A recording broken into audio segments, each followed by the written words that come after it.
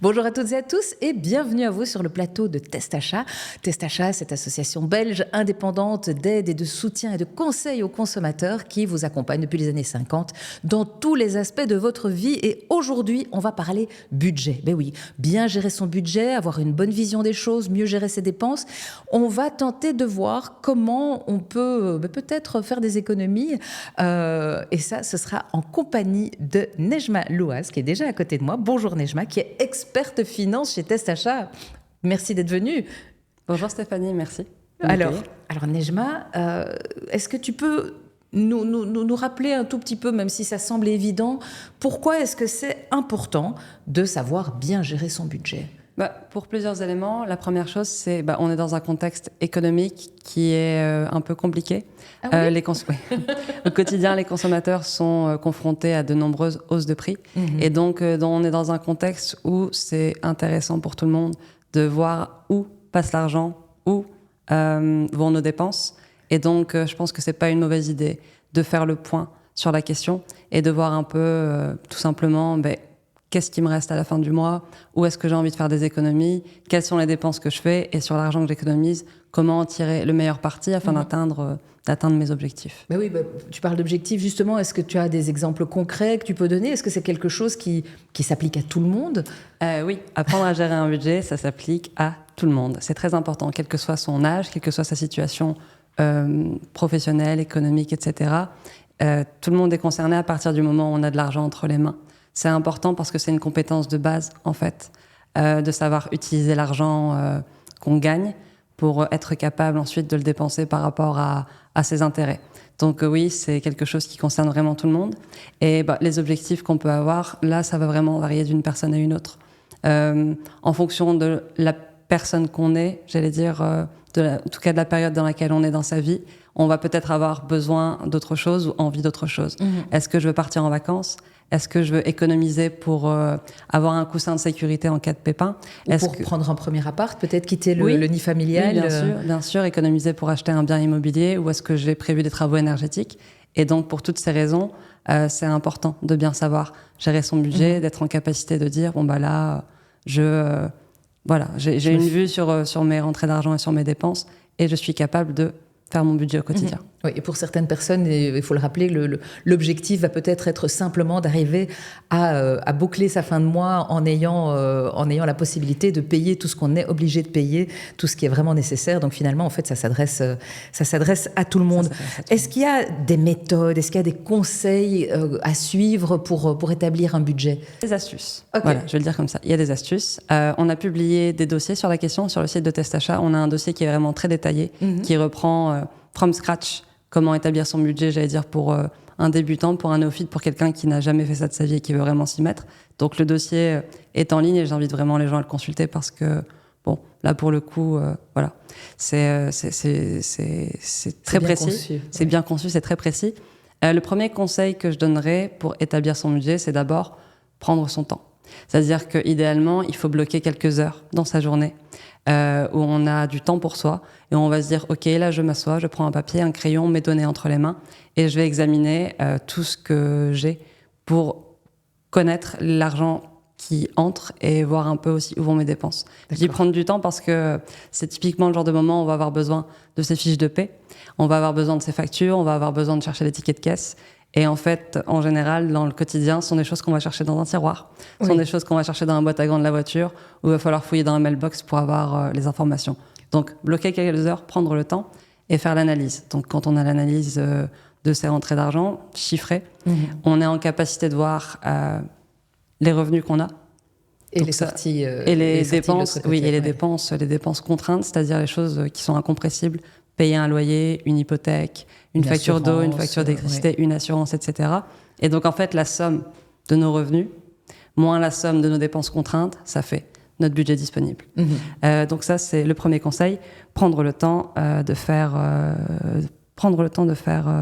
le bilan, de faire le point, quoi. Ouais, et c'est vrai que parfois, parce que j'ai déjà été face à cette situation, on se pose, on sort tous les tickets, on sort toutes les factures, et puis 2 jours plus tard, on se rappelle, ah oui, mais il y a ce truc que je paye une fois par an, et qui est peut-être il y a 6 mois ou dans 6 mois, et donc on n'y pense pas forcément. Donc c'est vraiment un truc pour lequel il faut avoir de la patience et se donner un peu de disponibilité aussi pour que ces souvenirs-là reviennent à la surface. Oui, parce que on est des humains et on a des informations qui rentrent de partout dans tous les sens, donc c'est important d'avoir une possibilité de garder les traces de ce qu'on fait pour ensuite pouvoir se dire ok, là je vais aller et je vais traquer les dépenses qui sont des dépenses inutiles. Mais justement, comment est-ce qu'on fait? Tu as utilisé le terme traquer. Comment on fait pour traquer ces dépenses, pour pouvoir économiser de l'argent? Mais là encore, ça va être une question de temps, en fait, de temps et de prendre l'habitude de regarder régulièrement ce qu'on fait avec ses sous. Typiquement, ça va être d'avoir sur soi un carnet ou de noter dans son GSM ou de faire un organisateur Excel ou d'utiliser une app ou tout autre moyen avec lequel on est le plus à l'aise, en fait, qu'on soit manuel ou technologique, et qui nous permettent de dire, je sors du magasin, j'ai dépensé 15 € au supermarché, j'ai dépensé 20 € chez le coiffeur pour mon enfant, etc., etc. Et donc, en fait, ça va nous obliger à faire le suivi de nos dépenses, donc au jour le jour ou une fois par semaine. Et on va être beaucoup plus conscient, en fait, de la manière dont on gère ses finances, et on va aussi être conscient des dépenses qu'on fait en double, en trop. C'est-à-dire que là, on va se rendre compte peut-être que, j'ai acheté une serviette de bain la semaine dernière, est-ce que j'ai vraiment besoin d'en racheter une cette semaine? Parce que d'une semaine à l'autre, parfois on oublie. Et donc, c'est le moment de traquer les dépenses inutiles et de traquer les objets peut-être qu'on a aussi en trop à la maison. Est-ce que j'ai un objet que j'ai acheté et que j'utilise pas? Est-ce que j'ai un objet que j'ai acheté et que j'utilise pas parce que je l'ai en double? Est-ce que ça, j'en ai vraiment besoin maintenant? Par rapport à ce que tu disais tantôt, c'est vrai qu'il y a les dépenses qui sont incompressibles et régulières, donc payer son hypothèque, ses factures d'énergie. Et il y a des dépenses qui sont beaucoup plus variables, qui sont beaucoup plus ponctuelles. Et donc aussi, effectivement, se poser la question de l'opportunité de la dépense. Par exemple, est-ce que si j'ai besoin de financer des travaux dans 2 mois chez moi, c'est le moment de craquer pour le dernier GSM à la mode? Non. Enfin, je pense, globalement, effectivement, c'est une réponse qui risque d'être assez évidente à ce moment-là. Mais pour être en mesure de traquer, encore une fois, il faut vraiment prendre le temps de faire cet exercice régulièrement, quel que soit son outil de prédilection. Il faut avoir un outil à portée de main et dire « Ok, je vais le faire ». Un bon petit tip pour les gens qui utilisent le mobile banking ou le PC banking, en tout cas qui font leur Internet online, c'est qu'il y a souvent un espace gestion de budget dans son application bancaire. D'accord. En fonction des personnes, ça peut être très utile. Il y a des gens qui vont trouver l'objet peut-être un peu moins mobile. On a aussi fait une analyse en ligne, un dossier sur tous les budget tools qui sont mis à disposition par les banques. Donc on trouve ça sur testachat.be, encore une fois. Absolument. Et on a également analysé les applications de gestion de budget. Donc si tu tapes dans ton Apple Store ou dans ton Google Play, budget tracking, gestion de budget, etc., tu as tout un tas d'applications qui viennent se présenter pour tout simplement t'aider à gérer tes finances, etc. On a également un dossier qui est en préparation avec des conseils, des analyses pour tout un chacun. Donc vraiment, trouver son objet, son objet, son outil de prédilection. Et toute dernière chose pour traquer les dépenses, évidemment, c'est aussi, donc il y a les dépenses inutiles, il y a des dépenses inopportunes, si j'ose dire, et il y a aussi les choses qu'on paie tout simplement trop cher. Donc c'est aussi l'occasion de vérifier, est-ce que je peux prendre un compte à vue gratuit? Est-ce que je peux prendre un fournisseur d'énergie moins cher, un fournisseur de télécom moins cher? Est-ce qu'il n'y a pas un supermarché dans le coin où les prix sont un peu plus intéressants pour moi par rapport à mon budget, etc. Et pour le coup, là aussi, sur testachat.be, on a tous les comparateurs en ligne qui permettent de trouver de manière tailor-made, donc par rapport à soi, par rapport à ses habitudes de consommation, etc., les prix les plus intéressants. Et donc, c'est aussi intéressant d'économiser, d'examiner en tout cas les choses que l'on paye. Les meilleures formules, les meilleures options. C'est vrai qu'on a déjà eu pas mal de capsules. D'ailleurs, je vous invite à faire le tour sur notre chaîne YouTube. Vous les retrouverez assez facilement.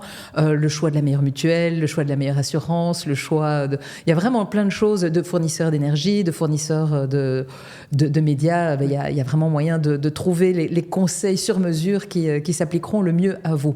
Alors, on va terminer avec une dernière chose, parce que voilà, tout ça, c'est très bien.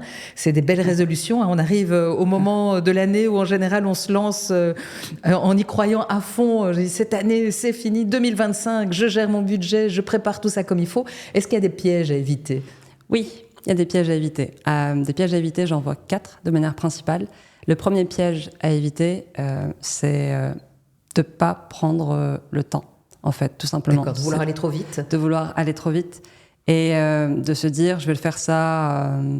pas vraiment de vouloir être vite, en fait. C'est plutôt de se dire, je vais le faire, mais je vais pas le faire tout de suite. Et j'ai pas besoin de le faire tout de suite, ou pour l'instant, ma situation est à peu près stable, etc. Il faut pas attendre la dernière minute, en fait. Faut pas attendre d'avoir des problèmes financiers importants pour se dire, OK, là, c'est vraiment le moment où je dois trouver ma manière de gérer mon budget, je dois faire ce travail. Donc, gérer son temps, mais vraiment pas attendre la dernière minute, ça permet d'éviter beaucoup de stress et parfois beaucoup de tracas inutiles. Oui, c'est le principe de... La procrastination ne va pas vous faire disparaître le problème.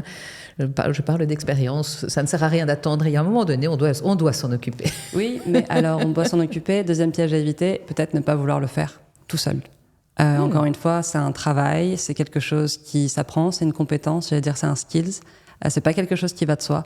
Donc se faire aider par tous les moyens possibles, encore une fois par rapport à nos préférences, à nos affinités, que ce soit écouter un podcast, lire des articles, demander à une personne, regarder un dossier test achat. Oui, par exemple. Se faire aider parce que c'est le genre d'exercice pour lequel, quand on n'est pas familier, c'est un peu compliqué de se mettre dedans. Donc, ne pas vouloir non plus le faire tout seul. Le troisième piège à éviter, c'est plus un piège dans la manière de gérer ces moyens de paiement. Moi, je dis toujours, il ne faut pas ajouter de la dette à la dette, c'est-à-dire tout ce qui est moyen de paiement, type buy now, pay later, ou les paiements fractionnés, à bannir. Oui, donc éviter le crédit, éviter les paiements différés, mais parce vraiment... Parce que c'est des petites formes de crédit, on a toujours l'impression que ça n'aura pas vraiment de conséquences, mais en réalité, c'est des crédits pour lesquels, si on a un imprévu, qu'on n'est pas en mesure de le payer pour un mois et qu'on doit le reporter pour un autre, on a des intérêts, divers frais de retard qui s'accumulent et qui donc, encore une fois, rajoutent de la dette à la dette. Donc, quand on est dans une logique d'apprendre à gérer efficacement son budget, à proscrire, en tout cas chez Test Achat, on ne les conseille pas du tout. Et évidemment, le dernier piège à éviter, c'est soyez pas trop dur envers vous-même. Il faut pas être plus catholique que le pape, comme on dirait, ne soyez pas radicaux. Absolument, il faut être flexible, c'est-à-dire que si à un moment donné, on a envie de se faire plaisir, qu'on a envie de faire un petit écart dans son budget parce que voilà, notre situation financière nous le permet ou que ça va pas impacter fortement nos objectifs, il faut le faire. Encore une fois, ici, c'est pas l'idée d'être dans une logique punitive ou d'être dans une logique vraiment limitante. C'est juste de dire on va apprendre à faire des achats de manière consciente et à la lumière de ce qu'on est en capacité de faire et de ce qu'on veut ensuite financer pour remplir nos objectifs. C'est comme les régimes alimentaires en fait. C'est ne pas trop générer de frustration parce que sinon à un moment donné on lâche tout et on perd complètement son objectif de vue, mais rester quand même très raisonnable quand on fait un écart, de savoir pourquoi on le fait et de ne pas en faire 25 d'affilée, quoi. Oui, il faut trouver sa propre balance en fait. Ok, bon merci beaucoup Nejma, j'espère qu'on sera nombreuses à suivre tes conseils et ne pas attendre le 1er janvier pour se poser et tenter d'établir son budget et en tout cas de se donner une ligne de conduite. Merci beaucoup. Avec et j'espère plaisir. à très très bientôt pour d'autres conseils financiers. Merci Stéphanie, à tout bientôt. À très bientôt. Merci en tout cas à toutes et à tous d'avoir été avec nous. Alors les liens dont Nejma a parlé dans cette capsule, vous les retrouverez ici, vous pouvez cliquer sur l'onglet qui apparaît sur l'écran. Alors évidemment, le conseil habituel, likez cette vidéo si elle vous a plu, si elle vous a semblé intéressante, partagez-la, abonnez-vous à notre chaîne YouTube et si vous avez des commentaires, des observations, des témoignages ou des trucs et astuces que vous utilisez pour gérer votre budget, tout ça, vous pouvez le faire dans l'onglet commentaires en dessous de cette vidéo. Et puis, n'oubliez pas que vous pouvez aussi nous suggérer des thématiques que vous auriez envie qu'on couvre. D'ici à la prochaine fois, faites de bons choix.